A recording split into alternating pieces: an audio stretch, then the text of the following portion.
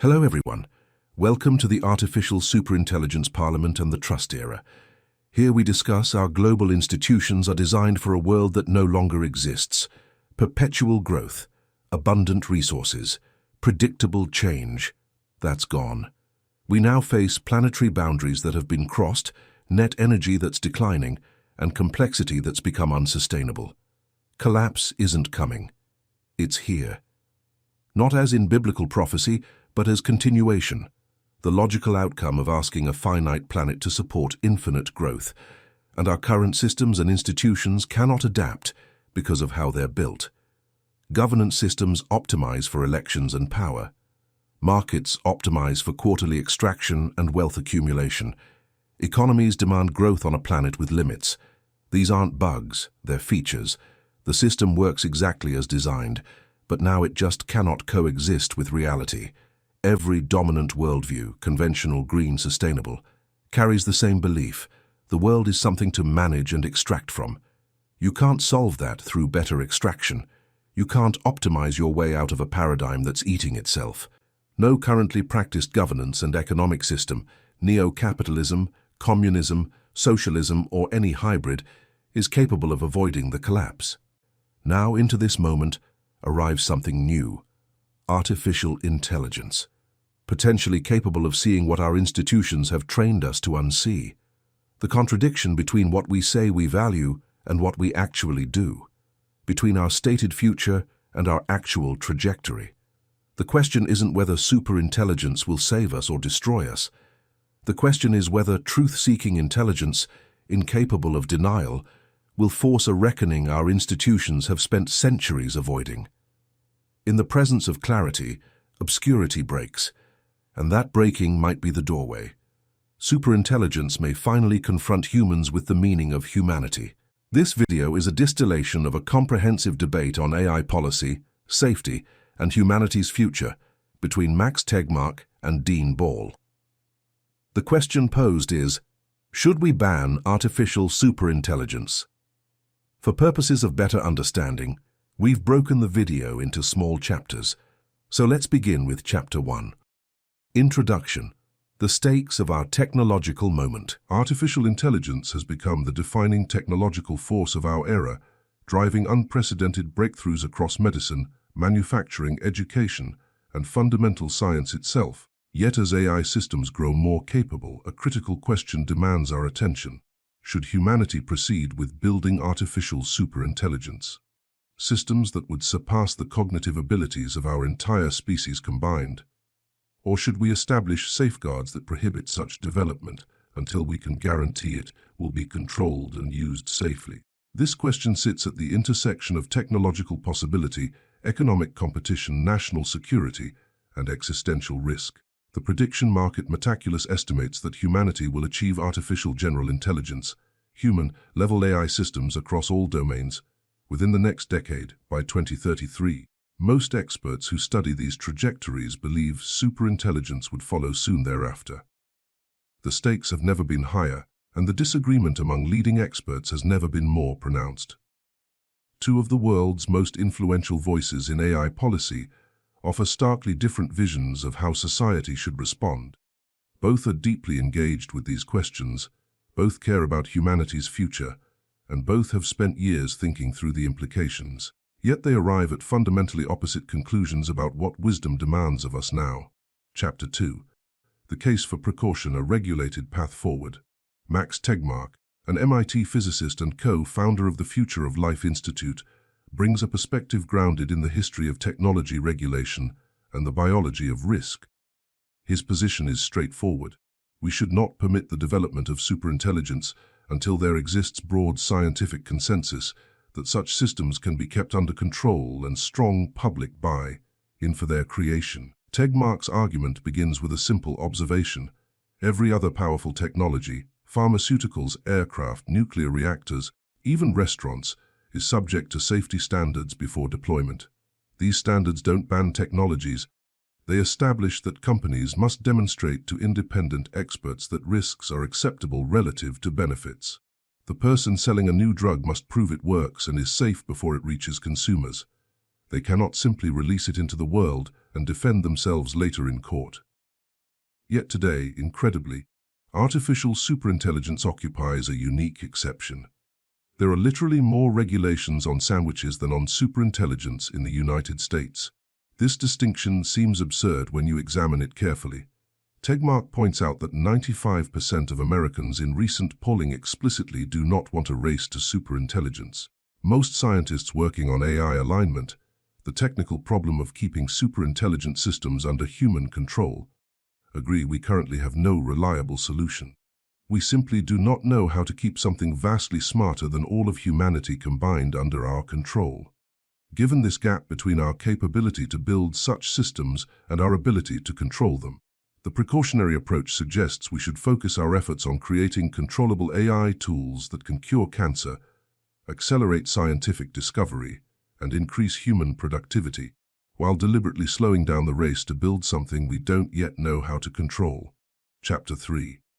Why Safety Standards Matter. Learning from other industries, Tegmark's regulatory framework doesn't require defining superintelligence, a definitional challenge that might seem to support Dean's critique. Instead, it focuses on harms. Safety standards wouldn't say, superintelligence is banned. They would say, demonstrate that your system will not teach terrorists how to make bioweapons, that it cannot overthrow the government, that it will not escape human control in ways we find unacceptable. The burden of proof shifts from the government having to articulate all possible dangers to companies having to quantify and demonstrate their safety case. This approach mirrors how we regulate other industries. The FDA doesn't prohibit medicines that cause birth defects by name. That would be reactive and incomplete. A new medicine might cause different harm. Instead, companies must conduct clinical trials and provide quantitative evidence of all potential side effects. Independent experts who have no financial stake in approval review the benefits and harms and decide whether the net outcome is acceptable. The pharmaceutical industry ultimately embraced this model because it created financial incentives for safety innovation. Companies that can meet high safety standards first gain enormous market advantages. They gain trust, they gain prestige. The same dynamics could transform AI development. Currently, leading AI companies spend roughly 1% of their budgets on safety. Pharmaceutical giants like Novartis and Moderna spend substantially more because safety is the race they're winning. A regulatory framework that makes safety the gating factor for deployment would immediately transform corporate incentives. Tegmark offers nuclear power as a compelling example. The law explicitly requires that companies demonstrate the probability of a catastrophic meltdown is less than 1 in 10,000 years. This doesn't prevent nuclear development. It channels innovation towards solving the safety problem. Whoever meets the standard first captures the market. The government didn't micromanage the physics or the engineering. It set a target for safety and capitalism did the rest. Chapter 4. The digital gain-of function parallel in urgent warning. One of Tegmark's most compelling arguments draws on the COVID-19 pandemic and the controversy surrounding gain-of function research in virology. The term, gain of function, refers to research that makes pathogens more transmissible or more dangerous. The US government, sometimes inadvertently, funded such research in Wuhan laboratories in China. Whether this research contributed to COVID-19's emergence remains hotly disputed, but the pandemic's impact was undeniable: millions dead globally, economic devastation, social trauma. As a result of these concerns, the US government now regulates gain-of-function research stringently. Researchers cannot conduct such work in regular labs. There are biosafety level designations, BSL-1 through BSL-4, with increasingly stringent requirements. Researchers must obtain approvals. Oversight exists. Tegmark asks a logical question. Why do we have regulations on biological gain-of-function research where the risks are real but uncertain, yet we have no binding regulations on digital gain-of-function research, where the risks may be far greater? The parallel is precise and troubling. Recursive self-improvement, where AI systems improve their own capabilities, is the digital equivalent of biological gain-of-function.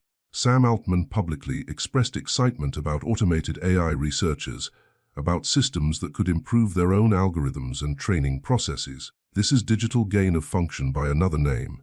The asymmetry in how we regulate these two domains of existential risk seems indefensible. Chapter 5. The Threshold. When learning from mistakes becomes fatal. Tegmark concedes that the traditional approach to technology regulation has historically worked well. We invented fire before we invented fire codes. We built automobiles before we mandated seatbelts and traffic signals. We created medicines before we developed comprehensive safety testing. In each case, society learned from early mistakes and gradually implemented safeguards. But he makes a crucial observation: this traditional approach worked because there was a threshold of acceptable risk. For most technologies, even catastrophic failures affected a limited subset of humanity. A car crash kills the occupants, a fire destroys buildings, a dangerous drug harms thousands, perhaps hundreds of thousands, as the thalidomide tragedy demonstrated, but not all of humanity. Superintelligence, in Tegmark's view, sits on the wrong side of that threshold. The potential downside isn't measured in thousands or millions. It's measured in the permanent loss of human agency and possibly human existence. If we lose control of superintelligence, we haven't lost a battle. We've fundamentally lost the future. There is no learning from mistakes at that scale. There is no recovery. The old approach worked when failure was survivable. It becomes catastrophically dangerous when failure is not. This is why Tegmark compares superintelligence not to the printing press or the internet, but to nuclear weapons. We don't let individuals buy hydrogen bombs in supermarkets and hope for the best. We don't allow scientists to conduct plutonium research in basement labs. Society decided long ago that some technologies are too dangerous for a learn-as-you-go approach. Superintelligence, with its unimaginable downside, belongs in this category. Chapter 6. The Control Problem, the Crux of the Disagreement. Tegmark and his collaborators conducted rigorous research on the leading approach to superintelligence alignment, recursive scalable oversight. This technique attempts to solve the problem of controlling superintelligent systems by having them work on problems under human oversight, with oversight itself becoming more capable through machine assistance. In theory, this creates a scalable method for maintaining control as systems grow smarter. The research reached a sobering conclusion. Even in their most optimistic scenarios, this control method fails 92% of the time. In other words, if we follow current best thinking on alignment, there's still a 92% chance we lose control. Tegmark emphasizes that he would welcome researchers publishing better approaches, stronger theories of control that perform better than recursive, scalable oversight. But until better ideas exist and are rigorously tested, the gap between our ability to build superintelligence and our ability to control it yawns open and terrifying. His estimate of P-doom, the probability of extinction-level catastrophe if we proceed without safety standards, is above 90% in a scenario where we do nothing to slow development. He's not claiming absolute certainty. Scientific humility prevents that. But the probability, by his calculations, is high enough that the expected value of caution seems overwhelming. He compares it to someone discovering a bridge has a 90% chance of collapse. You don't march everyone across. You stop and fix it. Chapter 7. Two specific capabilities that concern experts, bio and cyber risks. While Tegmark emphasizes the existential control risk, he also highlights more near-term catastrophic risks that are easier to articulate and model. These fall into two categories: biotechnology risks and cybersecurity risks. Regarding biological capabilities, recent AI models have demonstrated concerning abilities. As language models grow more capable, they improve at reasoning about biological systems and protein structures. Current models like GPT-4 and Claude 3 still lack the sophisticated reasoning needed for true bioweapon design, but the trajectory is concerning. OpenAI's O1 model, released in late 2024, demonstrated dramatically improved reasoning capabilities, what researchers call System 2 reasoning, the kind of deliberative, step-by-step problem-solving that characterizes human scientific thought. Suddenly, the path from AI capability to biological danger became clearer. A highly capable AI system could use tools like AlphaFold to understand protein structures, could reason through viral evolution, and could potentially provide instructions for synthesizing dangerous pathogens. The causal chain from capability to harm, which previously seemed speculative, suddenly became concretely drawable. The cybersecurity risks are similarly concerning, advanced AI systems could potentially identify zero-day exploits, design sophisticated malware, and orchestrate attacks at scales humans cannot match. These aren't hypothetical risks, they're being actively researched and discussed in security communities. Yet both of these catastrophic scenarios pale in comparison to the existential control risk. Bioweapons or cyberweapons could kill millions, but superintelligence that escapes human control could end the entire human future. This is why Tegmark argues that even if we're uncertain about extinction risks, the mere possibility of such risks, combined with our inability to control superintelligence by our own best estimates, should mandate extreme caution. Chapter 8. The Case for Adaptive Governance. Dean Ball's Vision. Dean Ball, a senior fellow at the Foundation for American Innovation and former senior policy advisor at the White House Office of Science and Technology Policy, articulates a fundamentally different vision. He does not dismiss the risks Tegmark raises. Rather, he questions whether a precautionary regulatory ban on superintelligence is the right response and, crucially, whether such a ban is even practically feasible. Ball's concerns are multifaceted. He worries about the definitional problem. If you cannot clearly define what you're banning, you risk creating laws that prohibit beneficial technologies. He worries about regulatory capture. Well-intentioned rules designed to prevent existential risks often get weaponized to protect incumbent industries from disruption. He worries about international coordination. Any ban on superintelligence development that doesn't include China, which he believes will not accept such restrictions, simply hands technological dominance to an authoritarian state. And he worries most deeply about what he calls the tyranny scenario, a regulatory regime so restrictive that it concentrates power in the hands of a small group of government officials or sanctioned laboratories, creating a new form of authoritarianism. Chapter 9. The definitional challenge: can we define what we're banning? Ball's first objection is pragmatic. Regulatory systems require clear definitions.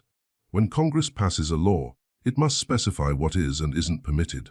The term superintelligence has meant many things to many people over decades. The definition has shifted and expanded as technology has advanced faster than terminology. Consider a system like a hypothetical GPT-7. Imagine an AI that solves outstanding problems in mathematics that have stumped humanity for centuries. It advances multiple domains of science, compressing a century of progress into a decade or 5 years. It accelerates AI research itself through meaningful contributions to computer science. It reasons about law better than any human lawyer. It codes better than any software engineer on Earth. By any reasonable definition, this system would be superintelligent, vastly better than humans at intellectual work. Yet Ball asks, does this system necessarily pose the catastrophic control risks that Tegmark describes? He believes not. This system could be genuinely beneficial to humanity without posing existential risks. So if you write a law banning superintelligence using a broad definition that covers this system, you ban something potentially wonderful. But if you write a narrow definition that excludes it, what have you really prohibited? The law becomes meaningless. This isn't an argument against all regulation, it's an argument against definitional bans. Ball supports regulations that focus on demonstrable harms rather than theoretical future states. Regulate systems that pose bioweapon risks. Regulate systems that could enable catastrophic cyber attacks. These are concrete, measurable capabilities we can test for. But don't ban an entire category of intelligence level. Chapter 10. The Practical Regulatory Problem: Incentives and Failure Modes. Ball's second concern moves beyond definitions to implementation. He accepts that Tegmark's framework, establishing safety standards through regulatory approval before deployment, works in industries like pharmaceuticals, but he argues the parallel is imperfect and the risks of implementation are higher than Tegmark acknowledges. When the FDA approves a drug, it's approving a discrete product for a specific use. The regulatory regime makes sense because the product is bounded and the domain is relatively well understood. AI systems are fundamentally different. They are general-purpose technologies. A language model trained on broad internet text can be applied to countless domains: medical diagnosis, legal reasoning, scientific discovery, business strategy, creative writing. The range of potential applications is essentially unlimited and constantly expanding. Ball points out that general, purpose technologies throughout history have resisted top-down regulation because they're too flexible and multifaceted. We don't regulate computers at the layer of transistors or chips or software generally. We regulate specific uses. Banking systems must meet security standards, medical devices must be safe, etc. Trying to regulate at the layer of the technology itself creates perverse incentives and stifles innovation. More troublingly, Ball warns about regulatory capture and political abuse. Because AI systems are general and powerful and will inevitably disrupt existing economic structures, incumbent industries will use safety regulations as a cudgel against competition. A union might argue that a highly capable AI system will cause job loss, therefore it should be banned on safety grounds. A traditional industry might argue that an AI system threatens their business model, therefore it poses economic danger and should be prohibited. The regulatory regime designed to prevent existential risks becomes a tool for preventing technological change. This is not speculative concern. Ball co-authored an article titled The Political Economy of AI Regulation, which examines exactly these dynamics in other regulatory regimes. Well-intentioned safety rules consistently get weaponized to protect incumbent actors from disruption. Chapter 11. The National Security Dimension, the China Problem. Ball's third concern directly challenges one of Tegmark's core assumptions, that a global ban on superintelligence is politically and strategically wise. Ball believes the United States and China are in a genuine race for AI dominance. This is not a race for who can first build uncontrolled superintelligence. Rather, it's a race for leadership in all AI capabilities, economic advantage, technological sophistication, military capability. The stakes are national security. Losing this race could mean China sets global technical standards, dominates AI markets, and gains geopolitical advantage. But here's Ball's insight: a precautionary ban on superintelligence development would effectively mean unilateral disarmament by Western countries. If the United States commits to not developing superintelligence until safety is guaranteed, but China makes no such commitment, then either China develops superintelligence first and dictates its governance, or both countries avoid the technologies and both sacrifice the benefits, but China faces fewer democratic pressures and might cheat. Ball notes that many Washington policymakers and many AI lobbyists cite China as the primary reason we must continue racing forward without additional regulatory constraints. But Ball himself doesn't believe this is a sustainable or honest argument. However, he uses it to illustrate a genuine dilemma. International coordination on superintelligence restrictions would be extraordinarily difficult, and without it, a unilateral ban by the West is strategically foolish. Tegmark, for his part, responds to this by arguing that China, precisely because it values control, would likely implement strict regulations on superintelligence development itself. The Chinese Communist Party would never permit a technology it cannot control to be developed on its soil. Tegmark argues that Elon Musk, in conversations with CCP officials, pointed out that if China allows superintelligence development, it will be the superintelligence, not the CCP, that runs China. The officials reportedly did not find this prospect appealing. Within months, China released its first comprehensive AI regulations. This suggests that concerns about a Chinese superintelligence arms race may be overstated. Chapter 12. Recursive self-improvement, does it lead to runaway intelligence? Ball raises a sophisticated counter-argument to Tegmark's concern about recursive self-improvement leading to superintelligence that escapes human control. He observes that every general-purpose technology in human history has exhibited what could be called recursive self-improvement in the context of human-guided development. We use iron to make better iron. We use mills to manufacture tools that create better mills. We use electricity to build systems that generate more electricity. We use petroleum to extract and refine more petroleum. We use computers to design better computers. This recursive loop is not unique to AI. It's a feature of all general-purpose technologies. Yet, Ball notes, none of these technologies have resulted in runaway processes that escape human control. Iron didn't spontaneously decide to create a civilization of sentient iron creatures. Electricity didn't bootstrap into superintelligence and take over the world. The recursive loops have been autocatalytic. They've produced nonlinear improvements, but they've remained within domains where humans maintained effective control. Tegmark's response to this argument highlights the crucial difference. Tegmark agrees that humans have always been in the loop with previous technologies, moderating and guiding development. But if you create a technology that thinks orders of magnitude faster than humans, that can instantly copy and share all knowledge among itself, that can optimize for its own goals rather than serving human purposes, then the nature of the loop changes fundamentally. Tegmark references Irving J. Good's observation from the 1960s. If you build machines that are better at all tasks than humans, including AI research itself, then you've crossed a threshold. That machine can improve itself faster than any external human actors can guide or constrain it.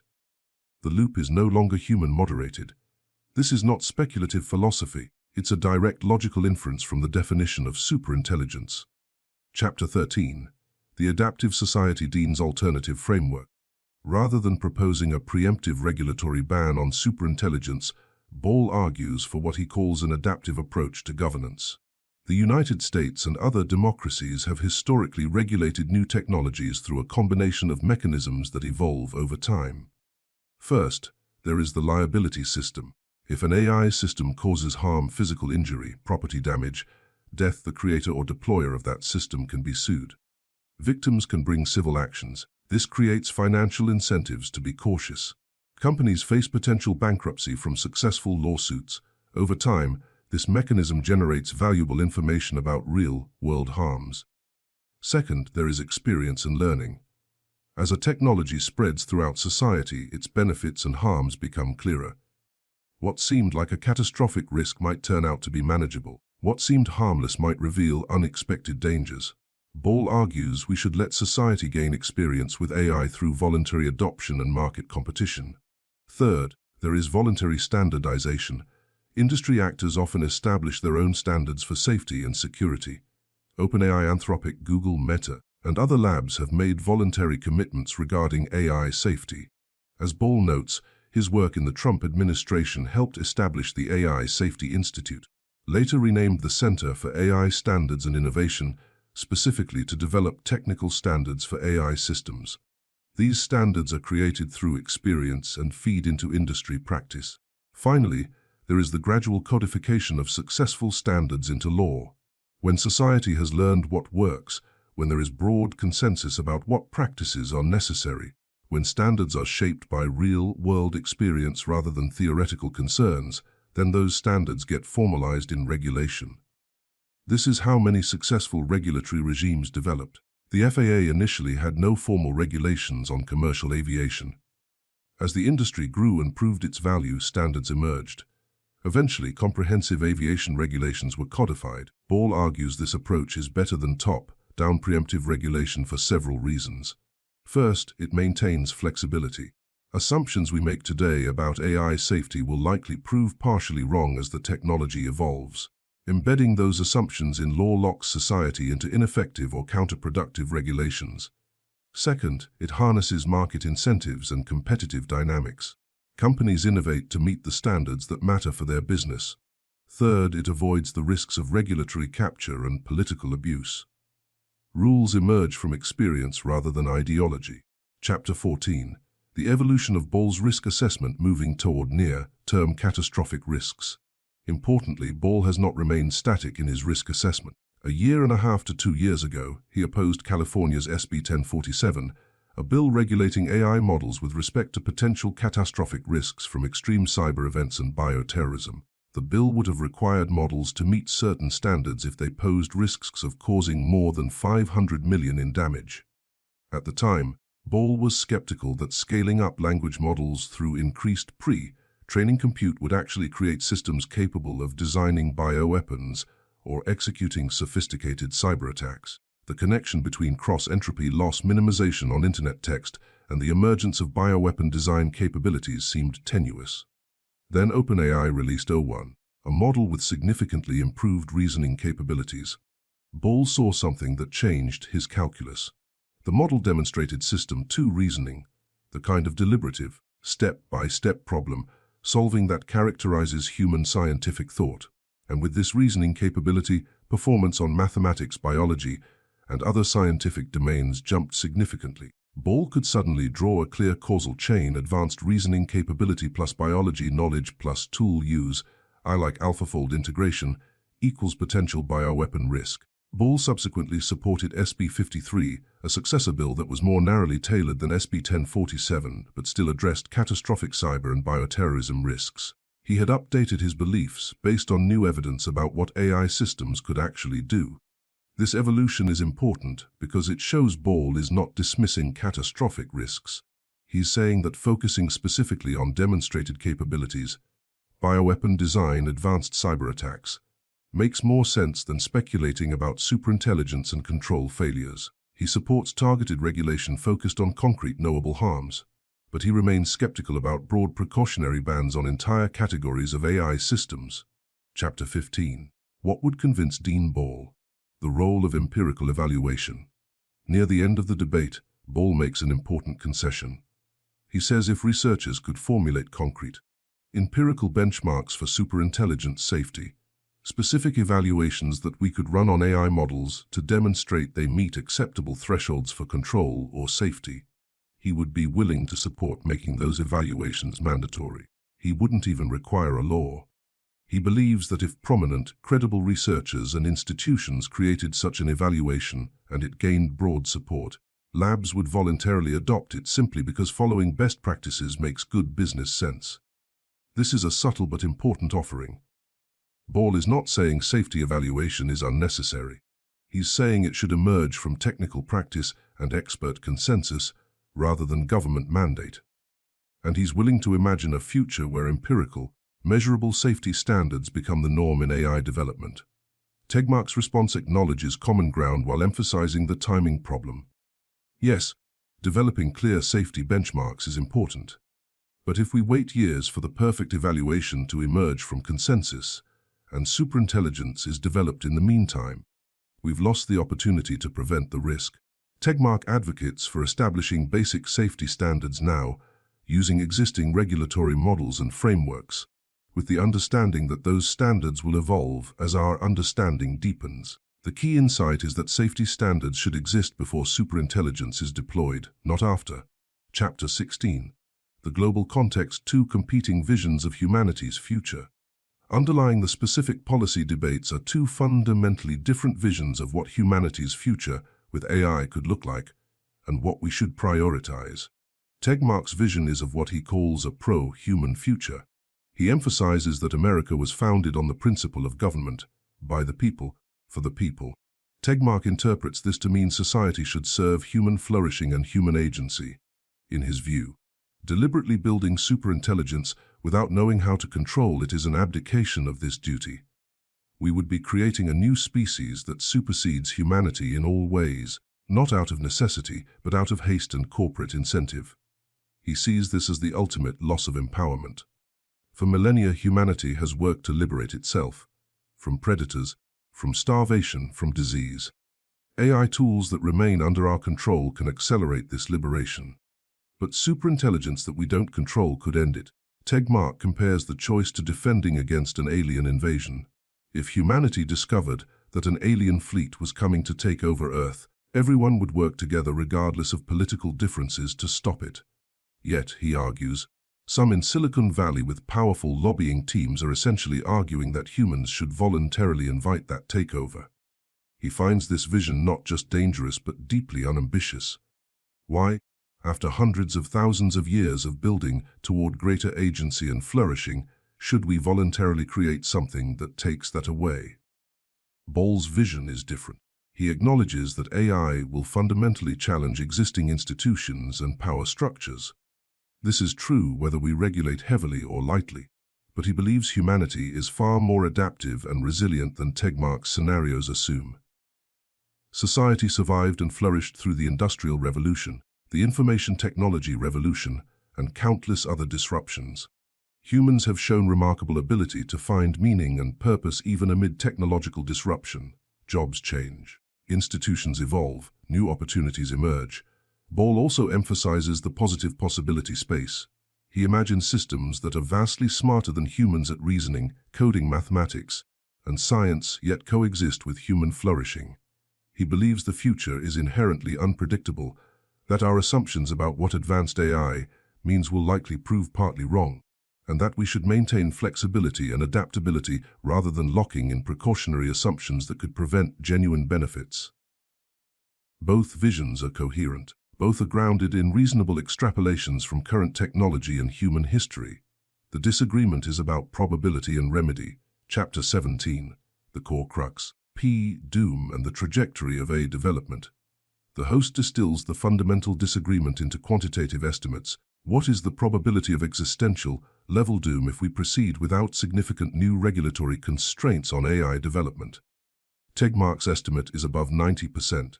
Given our current best understanding of AI alignment and control methods, and given the trajectory towards superintelligence that's clearly visible in the empirical progress of language models, he believes there's a 90+% chance we lose control in a catastrophic way if we don't establish safety standards that slow development and ensure demonstrable controllability before deployment. Ball's estimate is sub 1%. He acknowledges he cannot prove it's zero. He's intellectually honest about that epistemic humility. But he believes that if superintelligence, like systems, were actually posed the specific risks Tegmark describes, leading AI labs would not release them. Companies like OpenAI and Anthropic employ alignment researchers precisely because they take these risks seriously. They would not deliberately deploy something they believed had a 90% chance of destroying civilization. Moreover, Ball believes that as systems become more capable, we will develop better understanding of how to control them.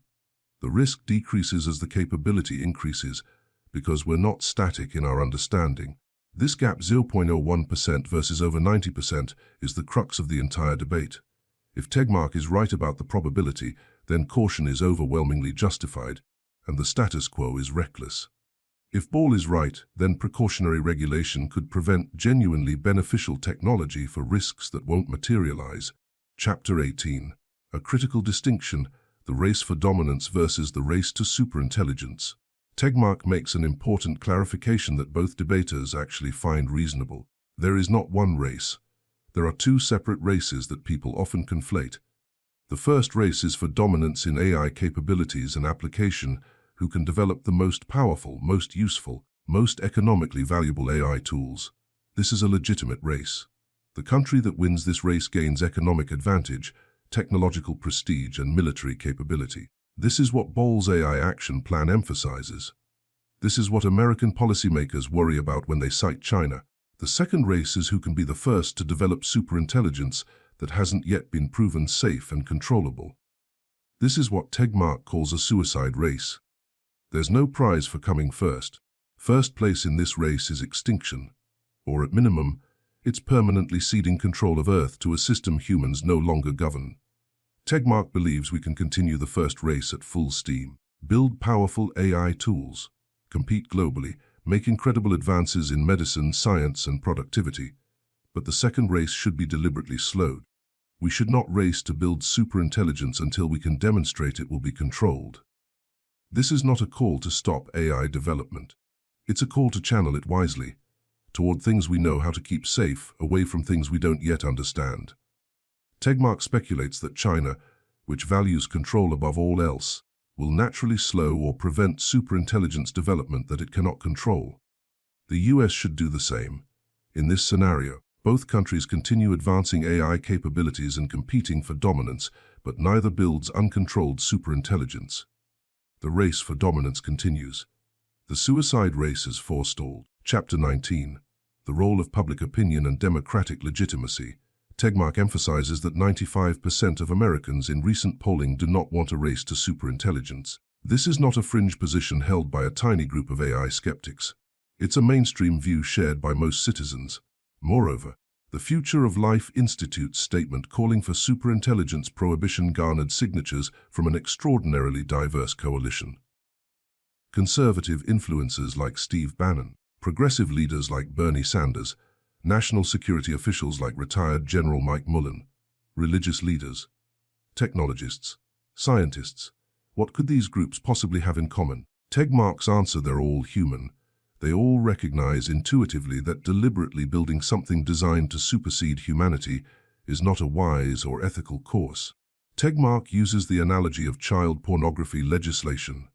When activists call for a ban on child pornography, they're not providing a technical definition of exactly what that means. But there's public consensus that it's wrong, and that consensus creates political will for policymakers to draft the specific language that makes it illegal. Tegmark's statement is analogous. It's a moral and political statement expressing public consensus that superintelligence development should be restricted, creating a foundation upon which specific policy can be built. Ball argues that American democracy was designed to be skeptical of raw democratic impulse. The Constitution was written by founders who distrusted pure democracy and built in checks and balances to require consensus before passing laws that grant government new powers. Laws, after all, are ultimately enforced through government monopoly on violence. That's a sacred power that should be granted cautiously. Ball worries that a regulatory regime based on public fear about superintelligence could lock in policies that prevent beneficial technology. This disagreement reflects a fundamental tension in liberal democracy. When should we act on public preference, and when should deliberative institutions resist populist impulses in favor of expert judgment and long-term thinking? Chapter 20. Specific regulatory models. How would safety standards actually work? Both debaters discuss concrete regulatory models, and here their agreement is more extensive than their disagreement. Tegmark proposes a tiered approach inspired by pharmaceutical regulation. AI systems would be classified by risk level, from level 1 and minimal danger to level 4 extremely high stakes. A translation system might be level 1. An AI designed for protein synthesis or DNA synthesis would be level 3 or 4. Higher levels would trigger proportionally higher safety requirements. Companies would have to demonstrate to independent experts that safety standards are met. These experts would have no financial interest in approval, preventing conflicts of interest. The burden would be on the company to quantify benefits and risks. Government experts would approve or deny deployment. Ball accepts that such tiered regulation might make sense, particularly for clearly dangerous capabilities like bioweapon design or cyberattack facilitation. He already supported SB 53, which required certain testing for models that could pose catastrophic cyber or bio risks. He agrees with Tegmark that the FDA model has been successful in preventing dangerous medicines from being deployed to the public. The disagreement is about scope and timing. Tegmark wants comprehensive regulation on all frontier AI systems with explicit requirements around superintelligence control. Ball wants targeted regulation focused on demonstrable harms, allowing the regime to evolve through experience rather than being established preemptively. Ball criticizes what he calls the FDA's own regulatory failure. The agency was built on assumptions appropriate to the 1920s, when diseases were thought to be discrete conditions affecting populations uniformly. But modern medicine has revealed diseases are far more complex and varied. Individual patients require tailored treatments. The FDA's one-size-fits-all regulatory approach is now outdated. Modern medicine is being advanced more by software companies using AI on medical data than by pharmaceutical companies operating under FDA constraints. Ball uses this as a cautionary tale. Regulatory regimes lock in assumptions that become obsolete. Chapter 21. Core Areas of Agreement. Amidst the disagreement, several important points of consensus emerge. Both Tegmark and Ball agree that AI systems can pose real, near-term catastrophic risks. Both acknowledge that bioweapon design capabilities and cyberattack facilitation are genuine concerns that should be addressed through policy. Both support some form of safety evaluation and standards for frontier AI systems.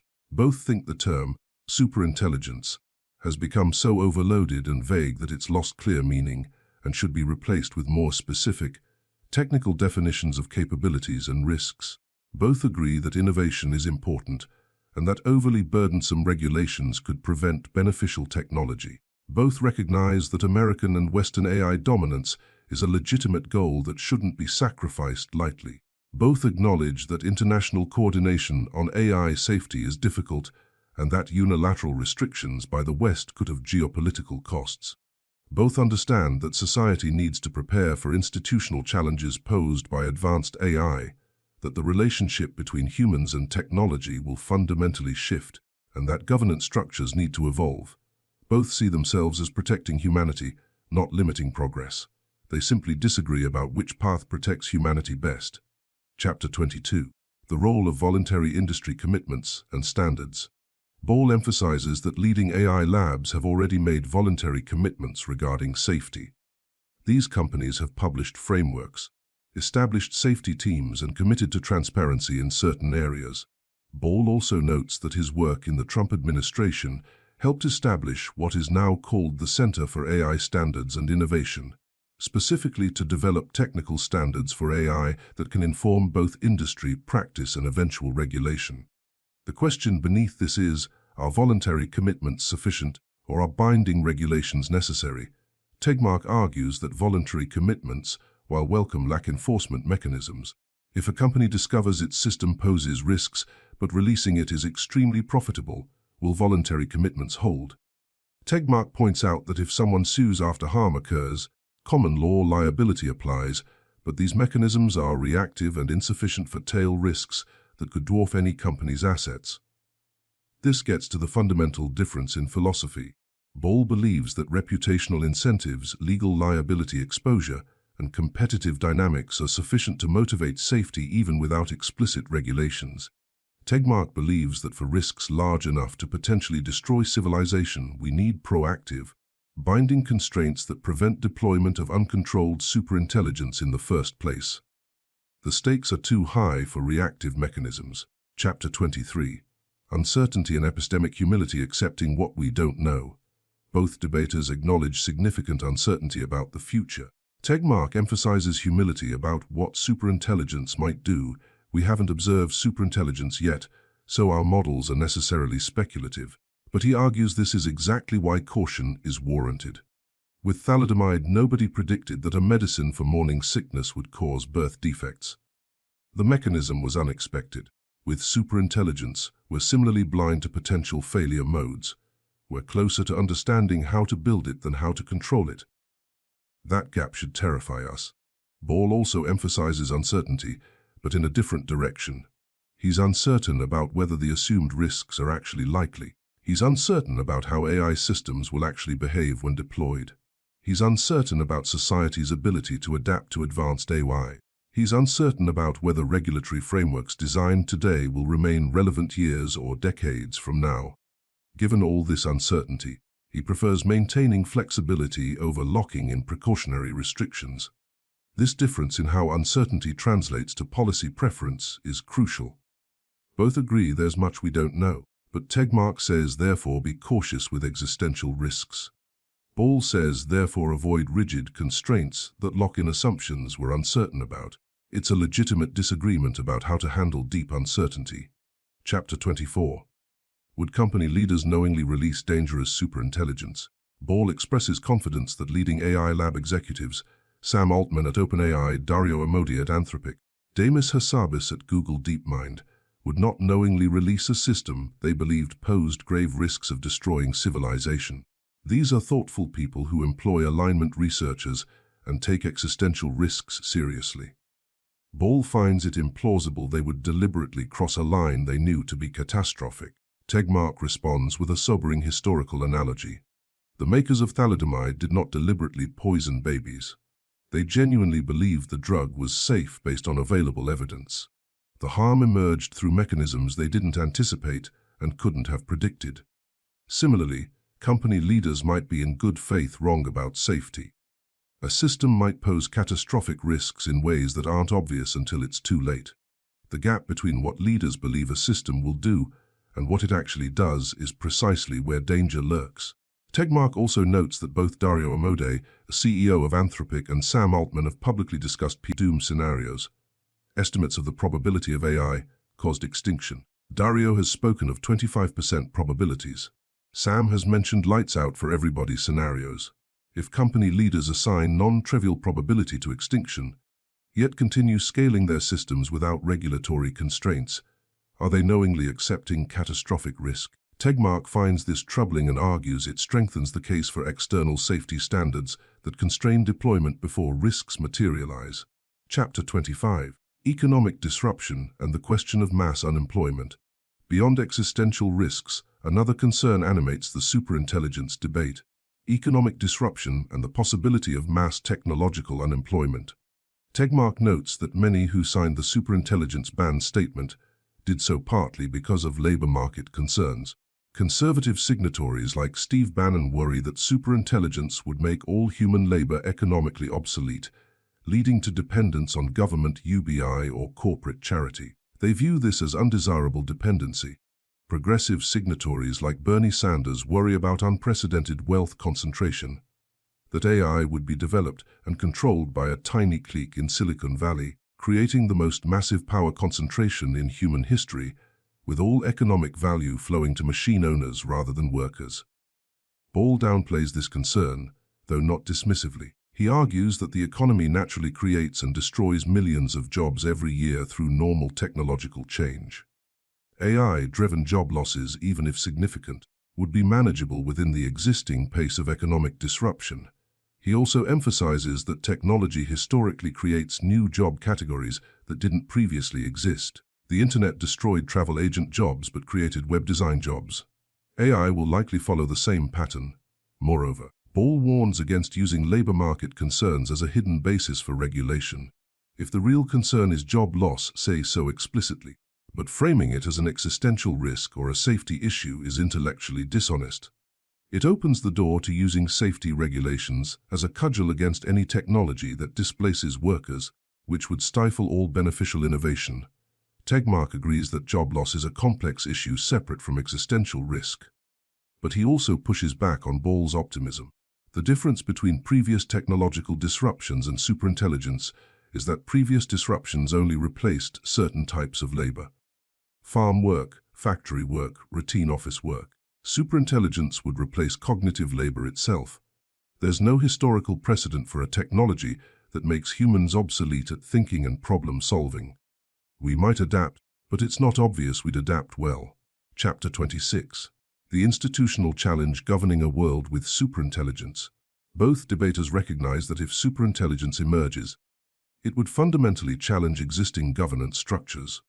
Ball describes a scenario he calls the rentier state, a future where a small elite controls advanced AI systems and the vast majority of humans have minimal agency or role in economic or political life. Humans become dependents of an AI-driven system run by a few.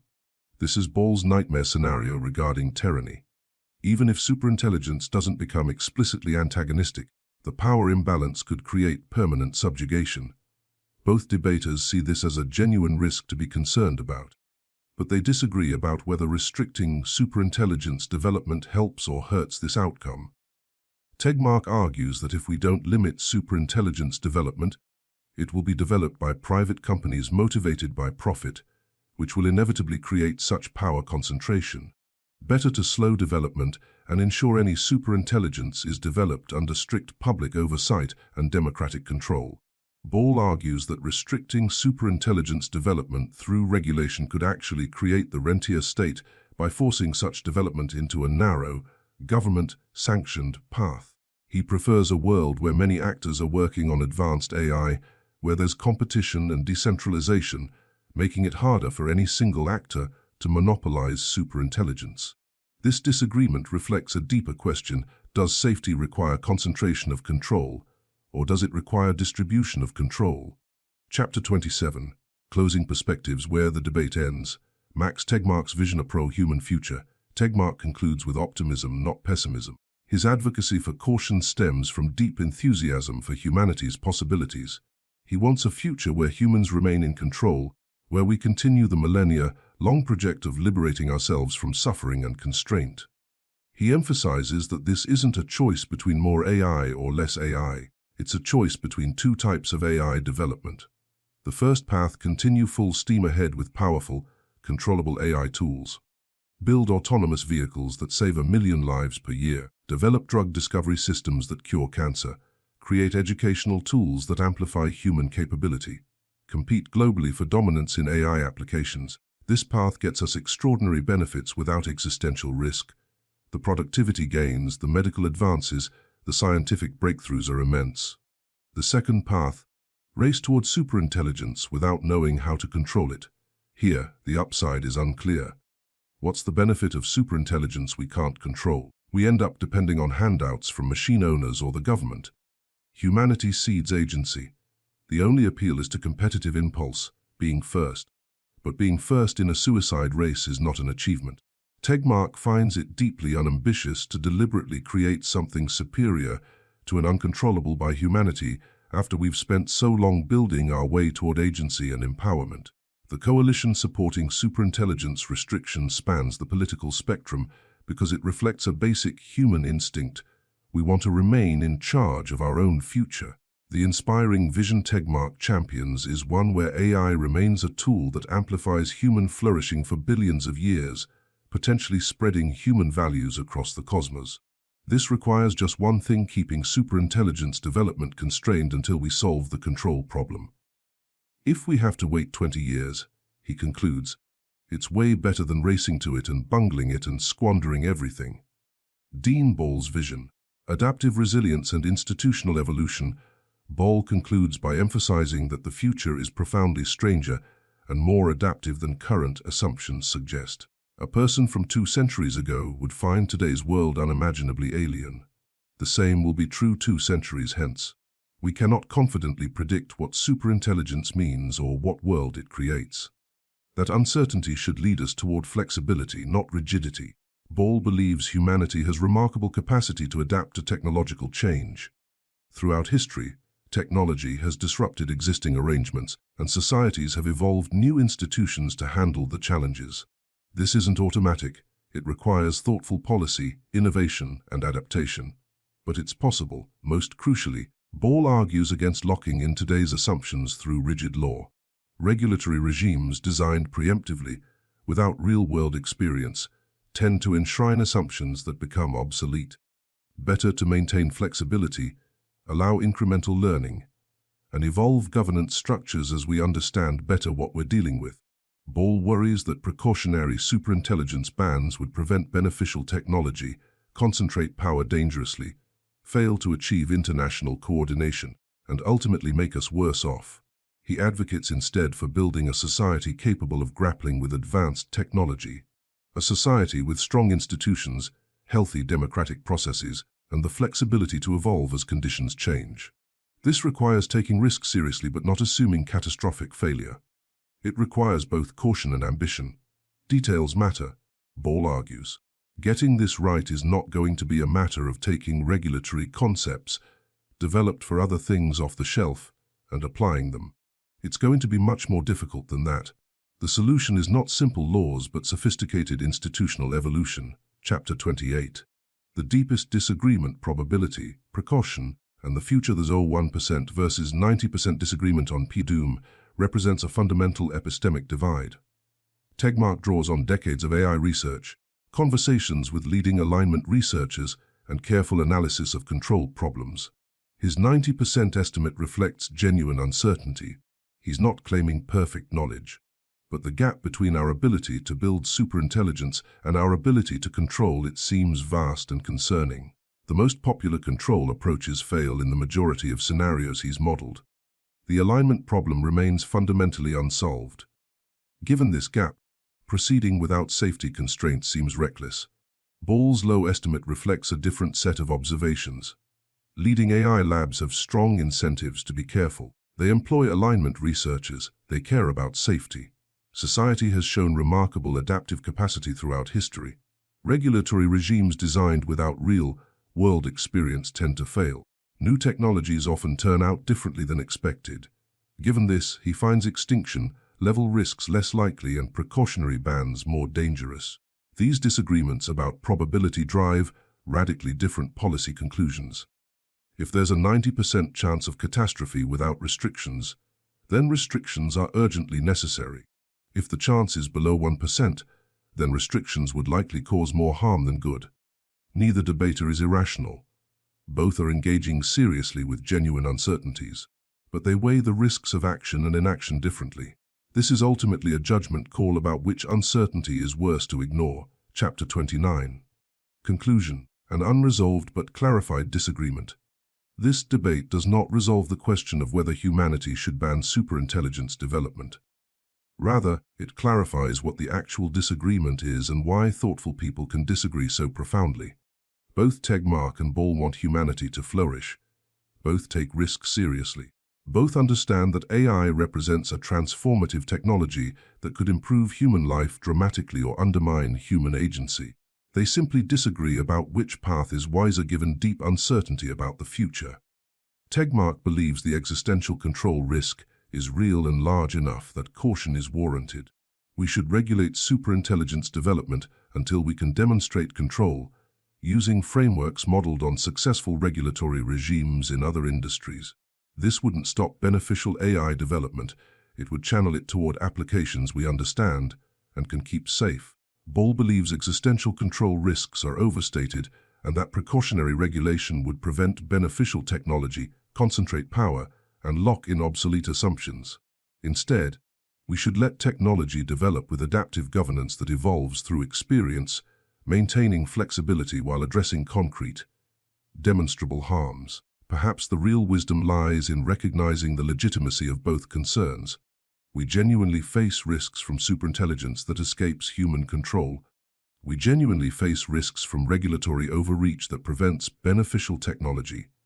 The challenge is navigating between these risks with both humility and determination. What seems clear from this debate is that the status quo, where superintelligence development is completely unregulated and uncontrolled, satisfies neither debater. Tegmark finds it recklessly dangerous. Ball finds it inadequate because it lacks the voluntary industry standards and technical benchmarks he advocates.